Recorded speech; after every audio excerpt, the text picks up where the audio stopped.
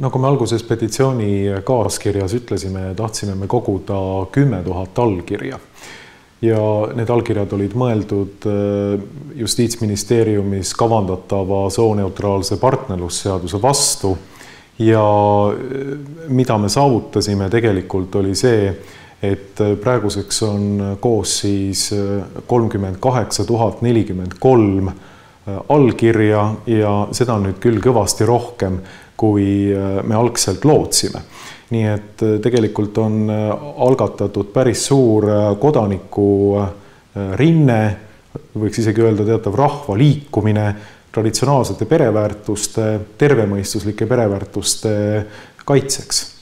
Kurb ja väga ohtlik tõsiasi on samas see, et praegusel hetkel Justiitsministeeriumis menetletakse küsimust sellest, kas vaenu õhutamise koosseisu laiendada ja homoaktivistid on väga selgelt väljendanud seisukohta, et nende arvates tuleks keelustada ka kõik sellised seisukoha väljendused, mis võivad tunduda nendele solvavad. Nii et kui see seadusemuudatus läbi läheb, siis selle alusel võiks juba meie kampaaniasuguste initsiatiivide suhtes märksa tõsisemaid sanktsioone rakendada, nii et me peame kindlasti seisma selle eest, et see seadus läbi läheks, sest see on tõsiseks ohuks sõnavabadusele Eestis. Kuna kampaania kulutused on päris suured nii postituse osas kui kampaania materjalide ettevalmistamiseks, siis oli kriitilise tähtsusega see, et inimesed annetaksid, et see kampaania saaks edasi kesta ja jõuda oma loodetud tulemuseni. Kui me nagu ainult räägime sellest, kuidas asjad on halvasti ja lähevad halvemuse poole, siis sellest pole palju kasu, kui me ei jõua kunagi arusaamiseni sellest, et me oleme ise kutsutud midagi ette võtma selles olukorras, kui me nagu kodanikud oleme tegelikult. Selles mõttes see, mida me siin teeme, on ka väga oluline just nimelt tegeliku kodanikuühiskonna ülesehitamise seisukohast, et on reaalselt 10 000 inimesed, kes seda liikumist toetavad. Mitte nii, et me pöördume siin Sorose fondi poole või Sotsiaalministeeriumi poole või Euroopa Liidu programmi Progress poole selleks, et rahvale mingisuguseid pööraid põhimõtteid peale suruda. Seal pole kodaniku liikumisega mitte midagi pistmist ja tegelikult oleks viimane aeg hakata seda otse välja ütlema. See ei ole mingi kodaniku liikumine, vaid selle kodaniku liikumise sellise ilusa fassaadi taha on lihtsalt maskeerunud väga jõulised, rahvusvahelised ja jõukad ideoloogilised huvigrupid.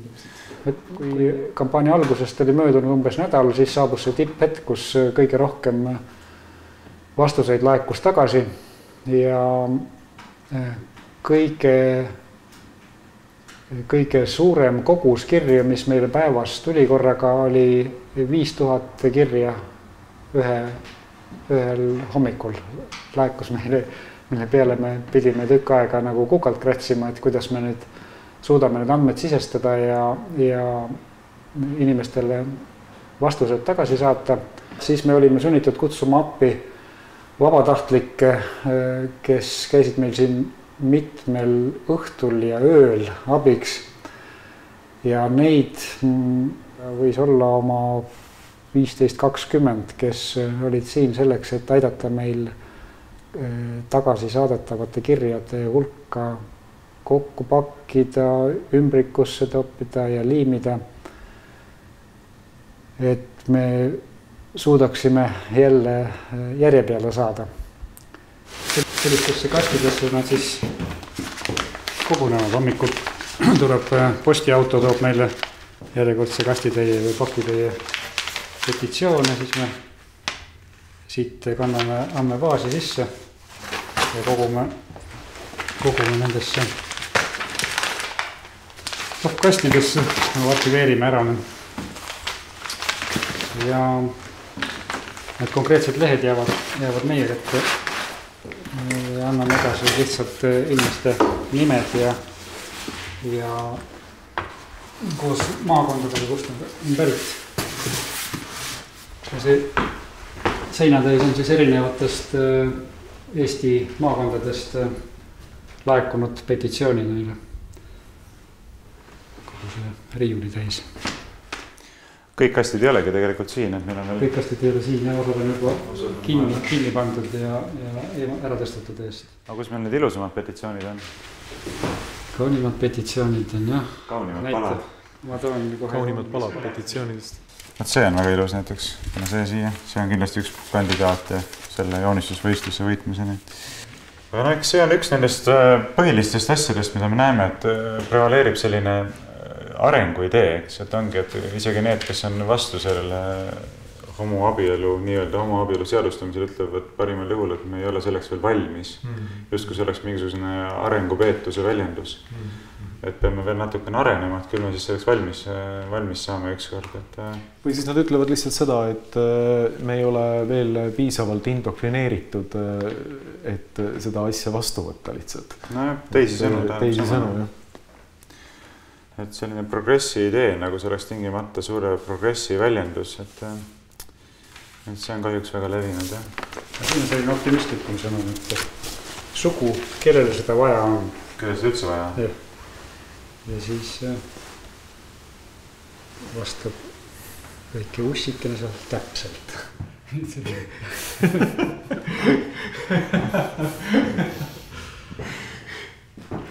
Täpselt.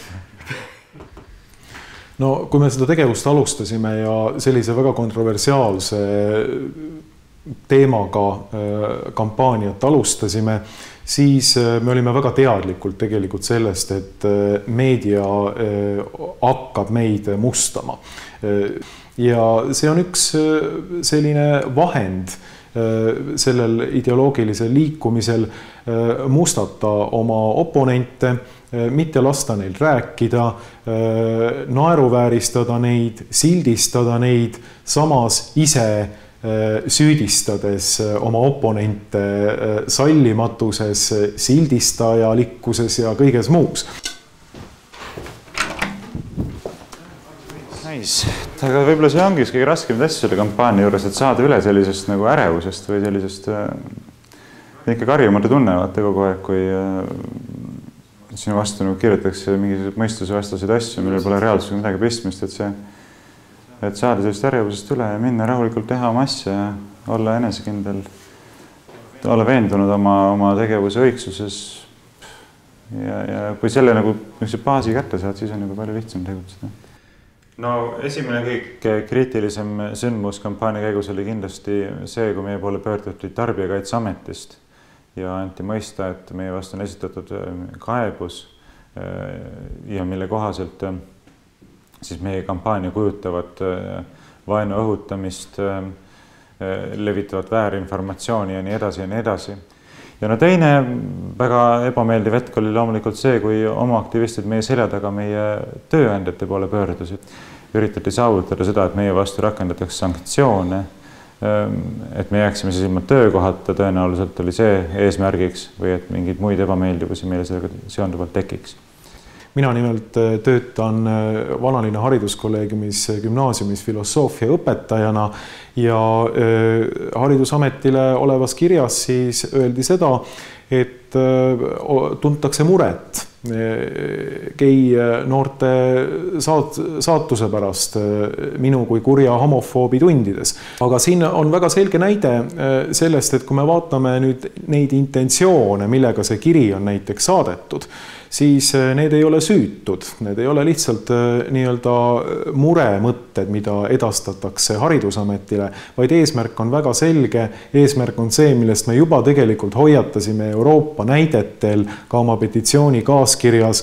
Õpetajad, avalikud teenistujad, kõik muud, kes töötavad mingisuguses eetiliselt niimoodi tundlikus valdkonnas, kui nad ei ole avaliku sellise ideoloogiaga nõus, kui nad ei ütle oma tundides seda, et ka homoseksuaalne perekond on perekond, ka homoseksuaalidel on õigus lapsi lapsendada, homoseksuaalne abielu on abielu, siis nad võivad lihtsalt lahti lastud saada oma ametikohalt. Ja nüüd on selline grand finaal, suur finaal tulemas, et selleks me oleme neid allkirju kogunud, et need Riigikogule üle anda.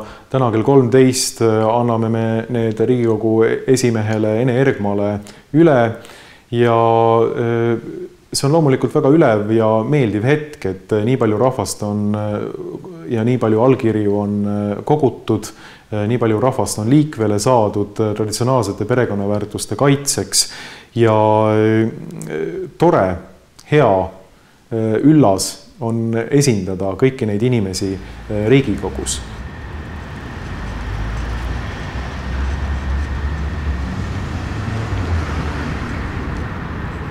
Normaalsel juhul peaks demokraatia just niimoodi toimima, et inimesed ise koonduvad, ise väljendavad oma seisukohti ja ise tulevad siia Toompeale ja ütlevad, mis see on, millesse me usume, millised on need tõekspidamised, millest lähtudes peaks ühiskonda korraldama. Ja selles mõttes on hästi hea tunne, et me teeme nagu õiget asja, et huvitav, et meie ise, kes me ei ole, ma arvan, kõige tulihingelisemad demokraatia pooldajad, mitte vähemalt ilma igasuguste tingimusteta, antud juhul käitume palju demokraatlikumalt kui suur osa nendest inimestest, kes igapäevaselt jutlustavad demokraatiat. Et eks see on paradokside aeg, kus me elame. Ja peab tunnistama, et mingisuguse ärevuse asemel on teatav rahul südames, et on tehtud tööd, on kampaania läbi viidud, kampaania on saanud suure soosingu osaliseks ja nüüd me oleme siin, lõpetame sellise suure töö, sellega, et viime need üle, teeme seda, mida me oleme lubanud algusest peale. Aga soosing on kindlasti olnud tohutu suur, aga põhiliselt inimeste poolt, kes muidu sõna väga ei võta. Ja teiselt poolt on olnud päris teravaid ja õõvastavaid rünnakuid inimeste poolt, kes kogu aeg lobisevad midagi.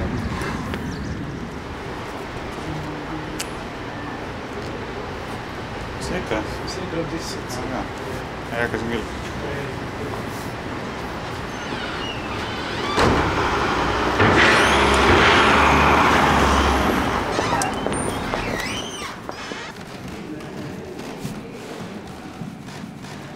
Tegelikult te korjate neid allkirju veel juurde.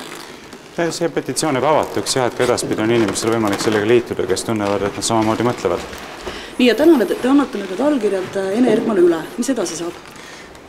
Et sõltuvad nendest sammudest, mis siis ette võetakse, peame ka meie oma tegevusi kavandama. Aga loomulikult see ei ole ainuke valdkond, millega me peame tegelema, et on ka teisi muret tekitavaid arenguid, millele tuleb tähelepanu pöörata.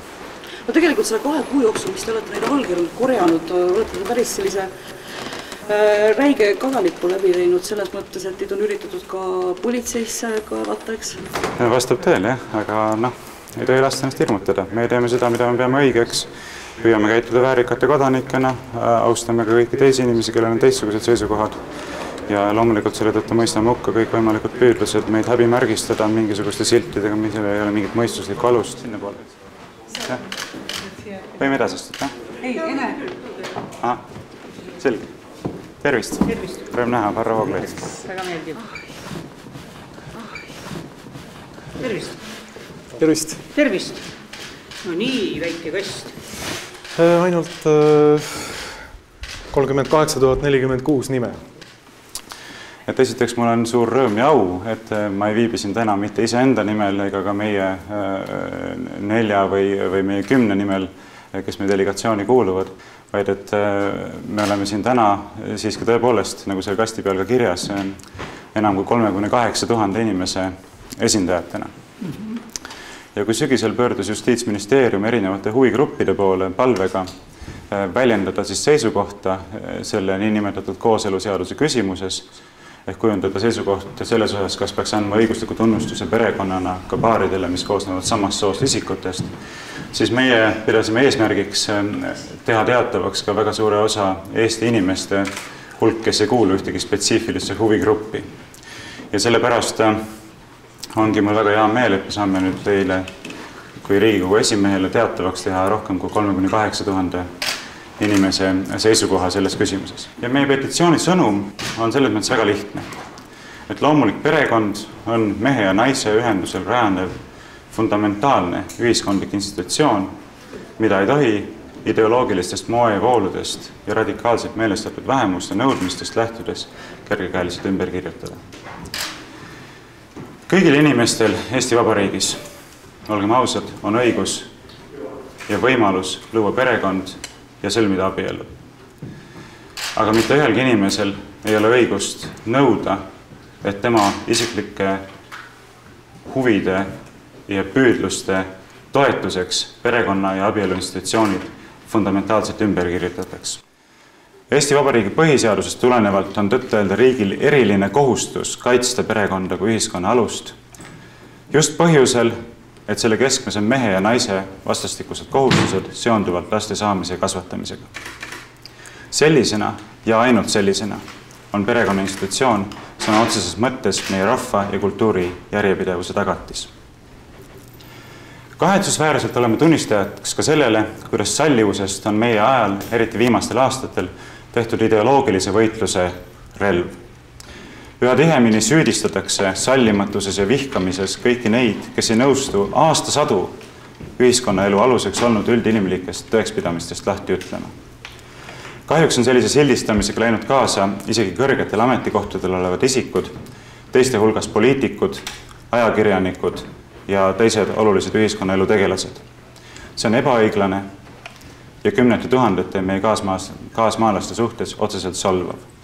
Meie esiisad oma kõlbeliste veendumuste pärast ei olnud ei homofoobid, vihkajad, kitsarinnalised, sallimatud ega kindlasti mitte mingisugused äärmuslased. Veelgi enam, selline nägemus sallimusest, millele toetudes süüdistatakse elutervete põhimõtetega inimesi kergekäeliselt vihkamises ja sallimatuses, fundamentalismis ja äärmusluses või koguni vaenu õhutamises, nagu meie oleme oma nahal kogenud, on tõsiseks ohuks demokraatiale ja selle aluseks olevale sõnavabadusele. Sallivus ei tähenda seda, et peaksime moodsat ideoloogiat ees orjalikult koogutama ja oma tõekspidamistest lahti ütlema või need lausa maha vaikima. Meie kampaania sõnum on selles osas otse vastupidine. Me oleme vabad kodanikud ning ei nõustu sellega, et ükski häälekas ja meie kultuurile võõrastest ideoloogilistest ambitsioonidest lähtuv vähemusgrupp hakkab meile dikteerima, millistest põhimõtetest lähtudes meie rahva ja kultuuri saatust kujundada. Meie petitsioonile kogutud allkirjade hulk näitab selgesti, et Eesti rahva kõlbelises identiteedis on perekond ja selle alusväärtused ülimalt olulisel kohal. Seepärast loodan, et suudame rahva ja riigina liikuda kõlbelise kriisi ületamise poole, mitte ei süvenda seda veelgi. Poliitikuil asub selles osas eriti suur vastutus, sest teie kätte on usaldatud meie rahva ja riigi juhtimine. Me peame tegema kõik võimalikku selleks, et poistest kasvaksid tõelised mehed ja tüdrukutest tõelised naised, kes näeksid oma kutsumust abikaasade ning isade ja emadena. Inimestena, kes oleks valmis teineteist armastusest teenima ja lapsi rõõmuga vastu võtma ning kes oleksid suutelised kandma ka oma laiemaid ühiskondlikke kohustusi. Need on need ideaalid, millest lähtudes me peaksime ehitama üles oma kultuuri, oma haridussüsteemi, kõiki meie ühiselu aluseks olevaid institutsioone ja tõekspidamisi. Aitäh teile! Palun! Nii. Ja meie poolt on see põhimõtteliselt kõik allkirjad on üle antud, meie seisukoht on teile edastatud ja me väga loodame, et te võtate seda arvesse. Jah, aga võib-olla tänaks selle ka siis selle juurde, et me saaksime üle anda vastavale komisjonile, kes sellega tegeleb. Need on niisugused probleemid, mida me ei saa rääkida, et me unustame ära. Traditsiooniline pere, mida me oleme kaua aega näinud ja tundnud, ütleme, see on kõvasti muutunud ja me ei saa öelda, et me hakkame nüüd midagi ise tegema seda muutust. Aga ma tänan teid selle töö eest, mida te olete teinud. Ja ma kindlasti usun, et te ei teinud seda vihkamise nimel, aga täitsa siirast soovist just meie tuleviku pere nimel, et oleks lapsed ja toredad lapsed. Selline meie nägemuses kodaniku roll ühiskonnas, et me peame koonduma oma maailmavaateliste tõekspidamiste kaitseks ja need teatavaks tegema. Ja me oleme seda teinud ja loodan, et sellisel viisil käitunud väärikate kodanikena. Nii, aitäh! Aitäh teile! Veel kord, suur tänu! Aitäh! Palun! Ma tahan südamest tänada kõiki neid kümneid tuhandeid inimesi kõigist Eesti maakondadest, kes on ühel või teisel viisil osalenud meie kampaanias. Eriliselt tahan tänada kõiki, kes toetasid meie püüdlusi annetusega. Meie senised saavutused kinnitavad, et kui me ei kaota lootust ning hoiame kokku ja ühendame jõud, siis suudame saata korda suuri asju ja teha seda viisil, mille üle võime põhjusega uhkust tunda. Mul on hea meel lõpetuseks, et meil on õnnestunud tõestada praegu sellega, et me oleme allkirjad kogunud, me oleme teinud tohutu hulga tööd, need allkirjad üle andnud, täitnud oma lubadused, mis me oleme inimestele andnud, et sihtasutus perekonna ja traditsiooni kaitseks ei ole mitte mingisugune petuskeem, vaid see on reaalne kodaniku liikumine, reaalne kodanikuühendus, mis on suunatud mitte millelegi muule kui sellele, et seista meie ühiskonna ja kultuuri aluseks olevate fundamentaalsete kõlbeliste tõekspidamiste eest.